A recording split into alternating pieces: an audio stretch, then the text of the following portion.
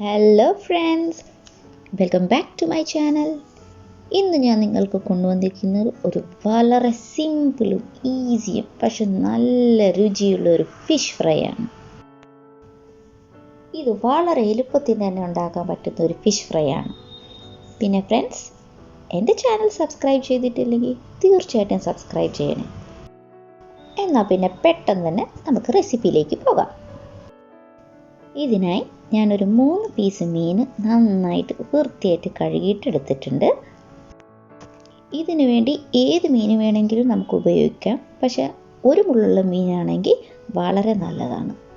എന്നാൽ പിന്നെ മസാലക്കൂട്ട് റെഡിയാക്കാം. അതിനായി ഒരു പ്ലേറ്റിൽ 1 ടേബിൾ സ്പൂൺ മുളക് പൊടി, 1/4 ടീസ്പൂൺ മഞ്ഞൾപ്പൊടി, 1/2 ടേബിൾ സ്പൂൺ മല്ലിപ്പൊടി, 1/4 ടീസ്പൂൺ കുരുമുളക് പൊടി, 1/4 ടീസ്പൂൺ ഗരം മസാല, 1/4 ടീസ്പൂൺ ജീരകപ്പൊടി, 1/2 ടേബിൾ സ്പൂൺ ഇഞ്ചി വെളുത്തുള്ളി പേസ്റ്റ്, ഒരു അരമുറി നാരങ്ങ നീര്, 1/2 ടേബിൾ സ്പൂൺ നെയ്യോ അല്ലെങ്കിൽ വെളിച്ചെണ്ണയോ എന്തെങ്കിലും യൂസ് ചെയ്യാം. എന്നിട്ട് ആവശ്യത്തിന് ഉപ്പും ചേർത്തിട്ട് നമുക്ക് നന്നായിട്ടൊന്ന് മിക്സ് ചെയ്യാം. ആവശ്യത്തിന് വെള്ളവും ചേർത്ത് നല്ല ഒരു സ്മൂത്ത് പേസ്റ്റ് തയ്യാറാക്കാം. ഇതിൽ നെയ്യ് ചേർക്കുന്നുണ്ട് നമ്മുടെ ഈ ഫിഷ് ഫ്രൈന് ഒരു പ്രത്യേക മണവും ഒരു രുചിയും കിട്ടും. നമ്മുടെ മസാലക്കൂട്ട് റെഡിയായി. ഇനി ഈ മസാല നമുക്ക് നന്നായിട്ട് മീനിൽ പുരട്ടി കൊടുക്കാം. അങ്ങനെ എല്ലാ മീനിലും നമ്മളിങ്ങനെ നന്നായിട്ട് മസാല കോട്ട് ചെയ്തതിന് ശേഷം ഇതൊരു അരമണിക്കൂർ മാറ്റി വയ്ക്കാം. അപ്പം മീനിന് നല്ല ഉപ്പും എരിയും പുളിയും ഒക്കെ പിടിച്ച് നല്ല ടേസ്റ്റി ആയിരിക്കും.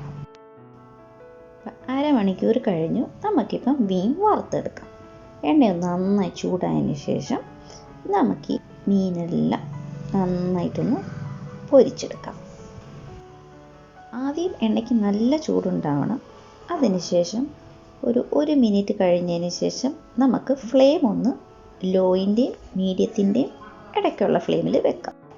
മീഡിയം ഫ്ലെയിമിലാകുമ്പോൾ മീൻ നന്നായിട്ട് വേവുകയും ചെയ്യും, എന്നാൽ മസാല കരിയുകയും ചെയ്യില്ല. ഒരു സൈഡ് വെന്തതിന് ശേഷം നമുക്ക് മറിച്ചിടാം.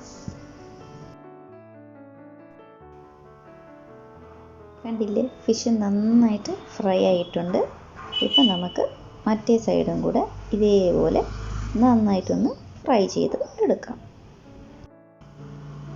വളരെ എളുപ്പത്തിൽ തന്നെ വളരെ ഈസി ആയിട്ട് നമ്മുടെ ഫിഷ് ഫ്രൈ റെഡി ആയിട്ടിരിക്കുന്നു. നിങ്ങളുടെ അഭിപ്രായങ്ങൾ നിങ്ങൾ കമൻറ്റ് ബോക്സിൽ തീർച്ചയായിട്ടും എഴുതി അറിയിക്കുക. എന്നാൽ അടുത്ത റെസിപ്പി ആയിട്ട് വരുന്നവരെ ബൈ.